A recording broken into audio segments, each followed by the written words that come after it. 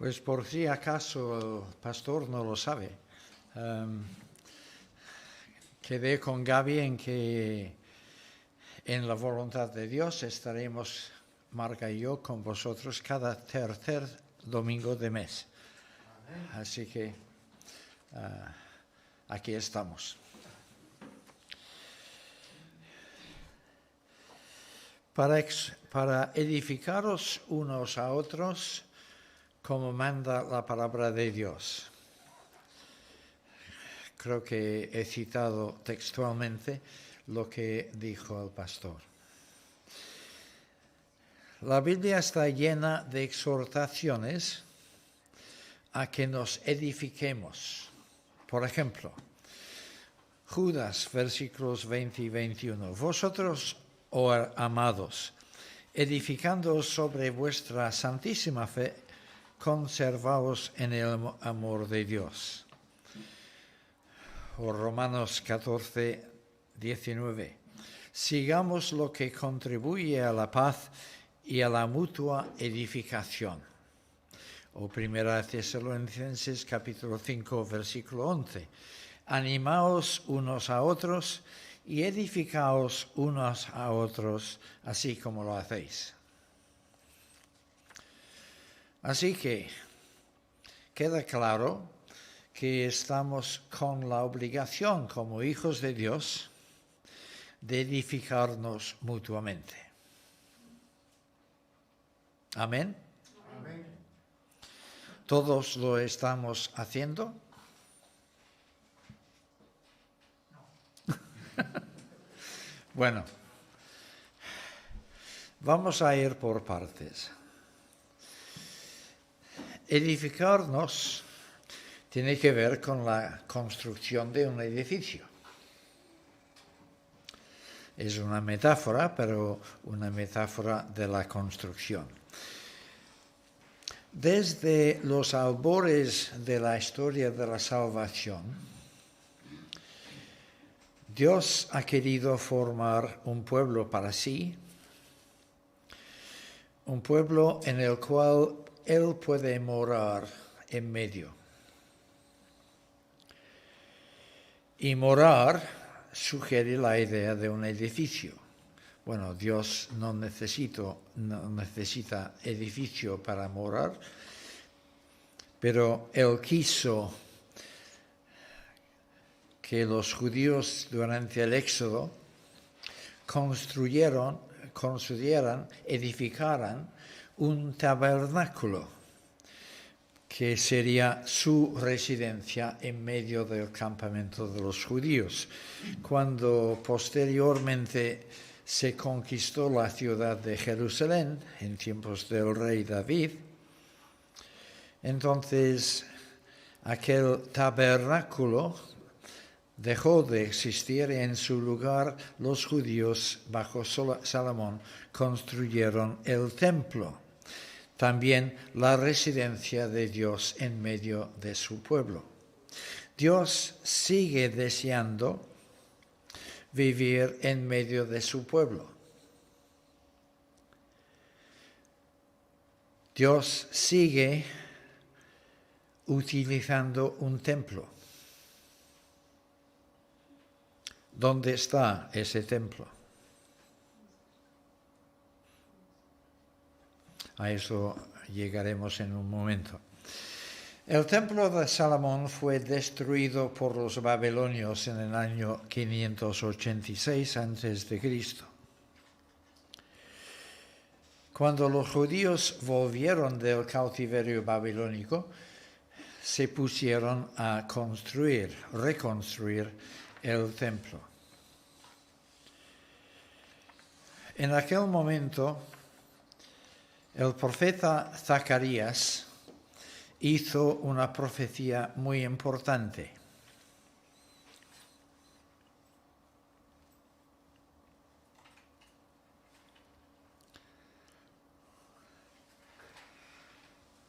Zacarías capítulo 6. Escuchemos bien estas palabras. Vino a mí palabra de Jehová diciendo: toma de los del cautiverio a Eldai, a Tobías y a Jedaías, los cuales volvieron de Babilonia, e irás tú en aquel día y entrarás en casa de Josías, hijo de Sofonías. Tomarás pues plata y oro, y harás coronas, y las pondrás en la cabeza del sumo sacerdote Josué, hijo de Josadac. Y le hablarás diciendo: así ha hablado Jehová de los ejércitos, diciendo: he aquí el varón cuyo nombre es el renuevo, el cual brotará de sus raíces y edificará el templo de Jehová. Él edificará el templo de Jehová. Hasta ahí. Aquí hay mucha miga y no vamos a entrar en todos los detalles de este texto, pero es como si fuera una profecía teatral, con una obra de teatro en medio que ilustra la profecía. El profeta Zacarías tiene que recoger oro y plata de unos exiliados que han vuelto a Jerusalén, trayendo consigo ofrendas para el templo, ofrendas monetarias. Tiene que tomar este oro y esta plata, llevarlo a un orfebre para que él haga coronas, un círculo de oro y otro círculo de plata unidos entre sí para formar una corona real, y luego tiene que coronar no al príncipe Zorobabel, sino al sacerdote Josué, y luego tiene que proclamar: este hombre es el Mesías. En el texto dice el renuevo, pero renuevo en las profecías de Isaías y Jeremías claramente se refiere al Mesías. Así que este hombre es el Mesías, pero Josué, el sacerdote, nunca fue el Mesías. Él es una figura del Mesías. Es una figura porque el Mesías iba a reunir en sí los dos oficios de sacerdote y rey. Esto es muy complicado y veo que estoy perdiendo algunos. Así que vamos a esperar a que salgan los niños y luego seguir.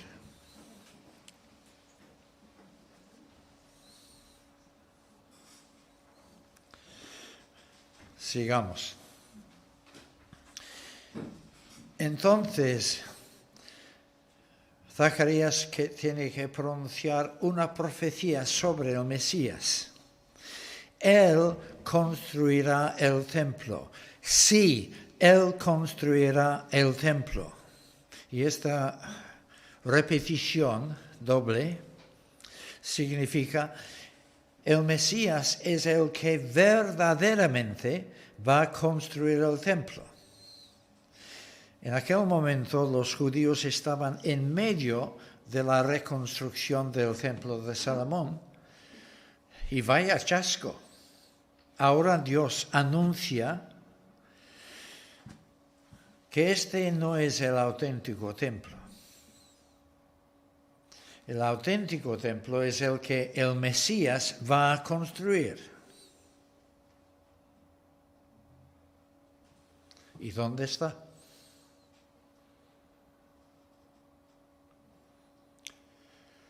Vas a Jerusalén y no vas a encontrar ningún templo. Dios tuvo a bien hacer que el nuevo templo reconstruido por Herodes el Grande, justo antes del nacimiento de Jesús, fuera destruido por los romanos en el año 70. No hay templo en Jerusalén, porque el templo que el Mesías va a construir mejor dicho, el templo que el Mesías está construyendo aún hoy, no consiste en piedras físicas, consiste en piedras vivas.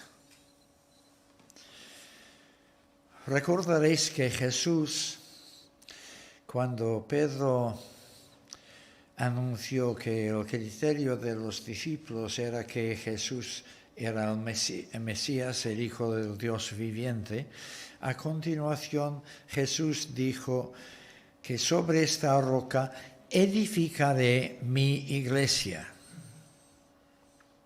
La palabra iglesia nos suena a nosotros a un edificio. Vamos a la iglesia.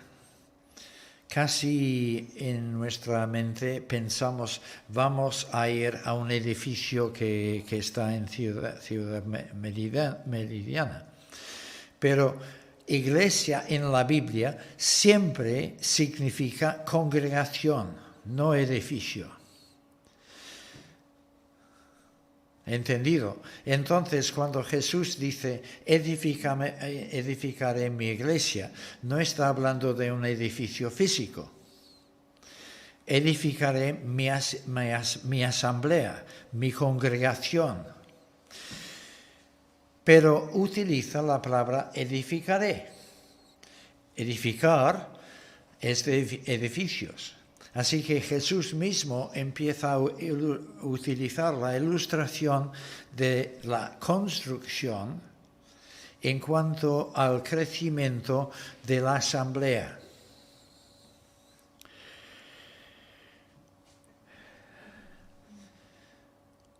Los apóstoles en diferentes ocasiones hablan de esta construcción.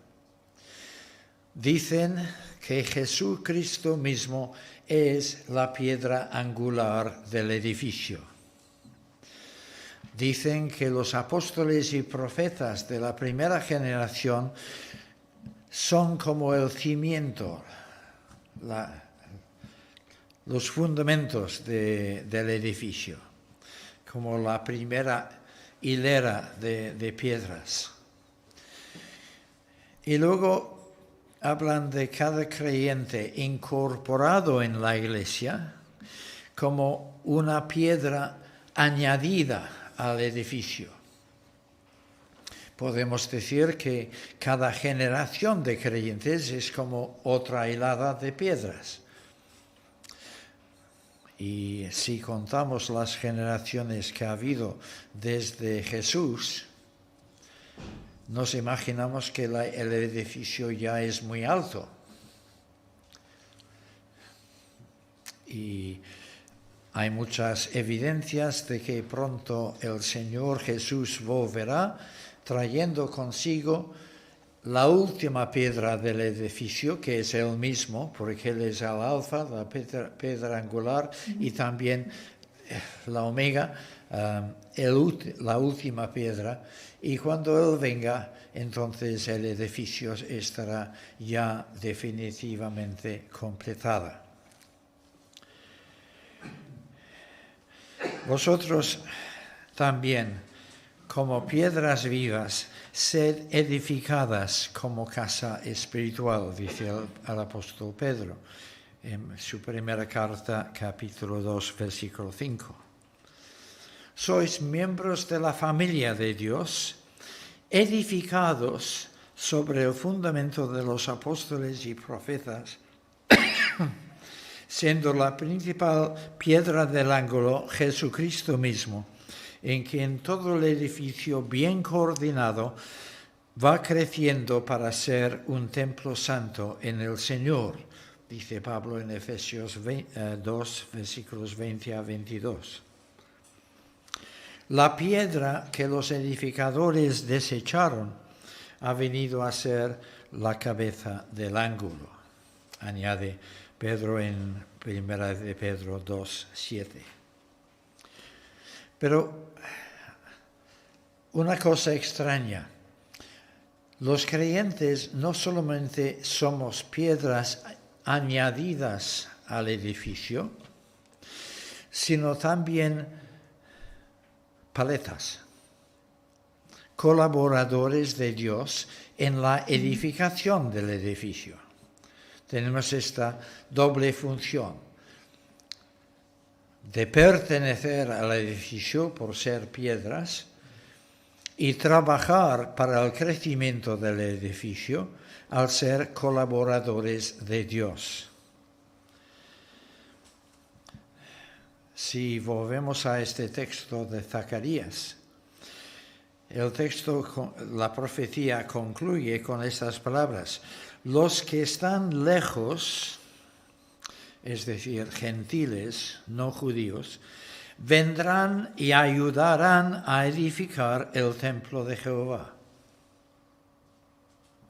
Esto cuando venga el Mesías. A partir de la estancia en la tierra del Señor Jesucristo como Mesías, a partir de este momento, la invitación a ser piedras vivas en el templo se extiende a todo el mundo gentil, y la invitación a colaborar en la edificación del templo también se extiende así. Nosotros, dice Pablo en 1 Corintios 3, versículo 9, nosotros somos colaboradores de Dios y vosotros sois edificio de Dios. Conforme a la gracia de Dios que me ha sido dada, yo como perito arquitecto puse el fundamento y otro edifica encima, pero cada uno mire cómo sobreedifica, porque nadie puede poner otro fundamento que el que está puesto, el cual es Jesucristo. Así que, hermanos, tenemos esta doble función. ¿Queda claro? Somos piedras en el edificio, también somos trabajadores en la obra de la edificación. Supongo que podemos decir que hay sobre todo dos tipos de colaboración que Dios espera de nosotros. Tenemos que volver atrás en la historia, imaginar que estamos construyendo no con materiales modernos, sino con piedras como se edificaba antiguamente. Entonces, para edificar hacía falta, en primer lugar, buscar las piedras. Y una colaboración nuestra con Dios es buscar a los perdidos para que puedan ser piedras en el edificio. La evangelización. La otra manera de colaborar, cuando ya tenemos piedras, vamos a trabajar con sillería. ¿Entendéis esto? Las piedras se pueden colocar una sobre otra casi al azar y rellenar con mortero. O pueden cortarse adecuadamente para ocupar cada espacio en el edificio, formando hiladas bien trabajadas, bien cortadas. Yo pienso que el edificio de Dios es más de sillería que de... Ahora se me escapa el otro nombre. Tiene un nombre cuando las piedras se colocan de una manera caótica, pero sillería es lo que Dios quiere. Cada piedra cortada adecuadamente. Y esta obra de cortar adecuadamente, ajustar a cada persona a su espacio en el edificio, es como la edificación del cuerpo de Cristo, de los que ya somos creyentes. Todos necesitamos ser cortados, pulidos. tenemos muchas cosas que si no se quitan van a causar problemas en la edificación. ¿Entendéis esta idea de las dos maneras de colaborar? Una es evangelizando para buscar a nuevas piedras. Y la otra cosa es ayudar a que las piedras que ya están puedan encajar bien en el edificio.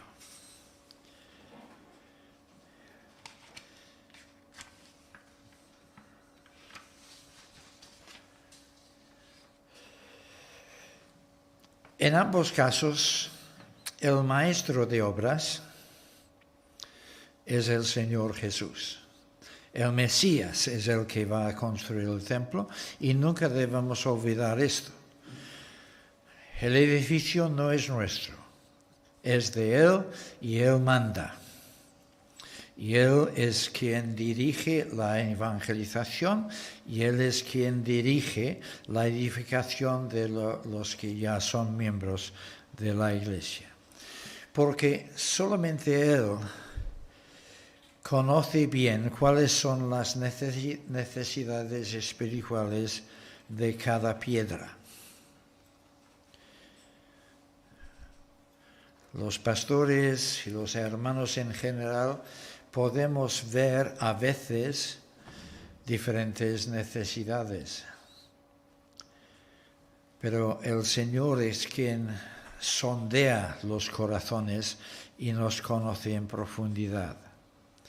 Solo el Señor sabe cuál es el puesto exacto que tiene para ti en el edificio y por lo tanto cómo mejor prepararte para ocupar este espacio. No, sin embargo, Él nos invita a que seamos colaboradores suyos en esta empresa y nos quiere utilizar de diferentes maneras. Cada uno conforme a nuestros dones, conforme a nuestras circunstancias, y es un enorme privilegio poder participar en esta obra, porque bien entendida, esta es la magna obra de toda la historia. Por eso yo empecé con Abraham, con el tabernáculo, con el templo y toda esta historia, para darnos una perspectiva histórica de cuál es el plan de Dios. Es la gran obra de Dios a lo largo de la historia que va a completarse cuando Cristo vuelva.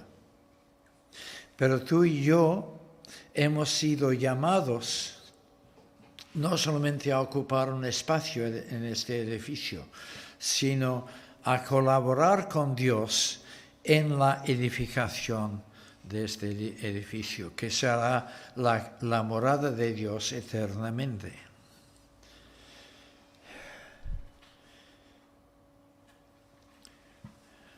¿Cómo podemos colaborar? De muchas maneras. Por ejemplo, escribiendo a los tesalonicenses, Pablo dice lo siguiente: que amonestéis a los ociosos, que alentéis a los de poco ánimo, que sostengáis a los débiles, que seáis pacientes para con todos. Unas pinceladas breves acerca de nuestra responsabilidad los unos a los otros. Así que hace falta considerar, a ver, en esta congregación, ¿quiénes son los gandules? ¿Quiénes no quieren trabajar? Pues a decirles que no deben comer tampoco, conforme a la Biblia. A darles una patada para que empiecen a currar.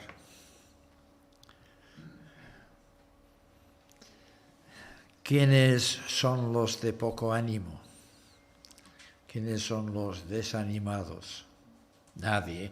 Os veo a todos animados, así que este punto lo descartamos. ¿Quiénes son los débiles?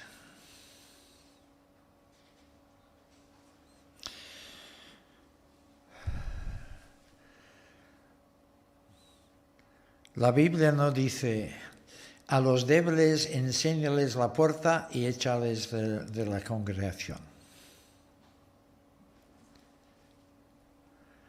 Más bien dice, a los débiles colocaos a su lado, a fin de sostenerles, soportarles, fortalecerles.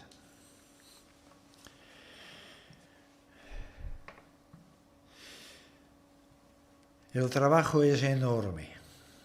La enseñanza de los principiantes, dar alimento a los hambrientos,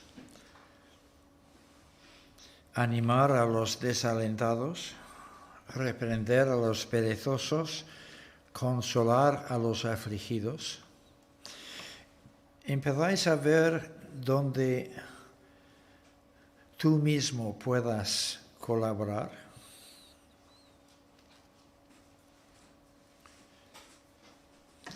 No todos tenemos el don de púlpito, pero todos tenemos una colaboración para hacer.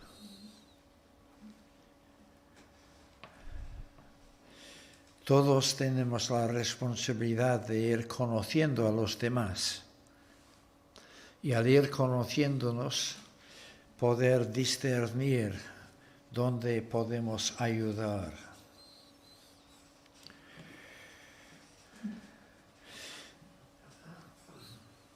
Vamos concluyendo.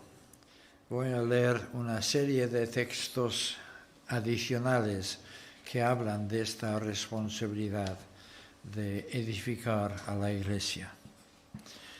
Efesios 4, versículos 15 y 16. Crezcamos en todo, en aquel que es la cabeza, esto es Cristo. En otras palabras, sed transformados de gloria en gloria a su imagen. ¿Cómo? Sí.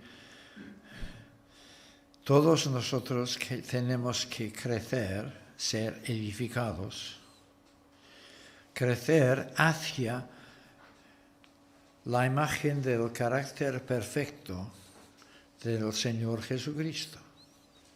Y tenemos que ayudarnos mutuamente en este crecimiento. Cristo, de quien todo el cuerpo o todo el edificio, según la actividad propia de cada miembro, recibe su crecimiento para ir edificándose en amor. Notemos de paso el énfasis sobre el amor. Todo me es lícito, mas no todo conviene. Todo me es lícito, pero no todo edifica. Por tanto, ninguno busque su propio bien, sino el del otro. En otras palabras, en la vida cristiana podemos causar tropiezo a otro hermano por nuestra conducta. Y a veces es necesario sacrificar lo que es lícito para mi conciencia a fin de no ofender la conciencia de mi hermano. Esto era 1 Corintios capítulo 10, versículos 23 y 24. En 2 Corintios 13, 10, Pablo dice, habla de la autoridad que el Señor me ha dado para edificación, no para destrucción. El liderazgo en la Iglesia, el ejercicio de autoridad en la Iglesia, debe ser siempre para edificación, no para destrucción. A veces es necesario imponer disciplinas en determinados miembros a causa de su conducta. Pero la finalidad no es destruir al hermano, sino restaurar y edificar al hermano. Lo mismo en la enseñanza de la Iglesia, que podemos entrar en ciertos temas que son de controversia entre hermanos, que acarrean disputas más bien que edificación de Dios, que es por la fe, dice Pablo en 1 Timoteo 1:4. Así que el ejercicio de la enseñanza debe ser siempre para edificación, no para controversia. También en el momento de participación libre en el culto, como tuvimos esta mañana. Dice Pablo en 1 Corintios 14:26, cuando os reunís, cada uno de vosotros tiene salmo, tiene doctrina, tiene lengua, tiene revelación, tiene interpretación, pero hágase todo para edificación. O sea, antes el pastor decía que conforme a la dirección del Espíritu tenemos que participar. Pero Pablo añadiría, conforme así nuestra participación va a ser de edificación, de beneficio para los demás, o solamente es para mi propia vanagloria.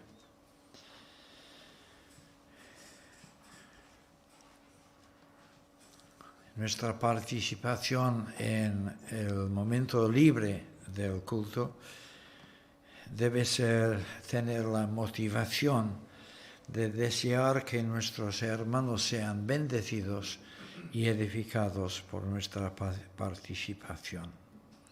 Cada uno de nosotros agrade a su prójimo en lo que es bueno, para edificación. Romanos 15, versículo 2.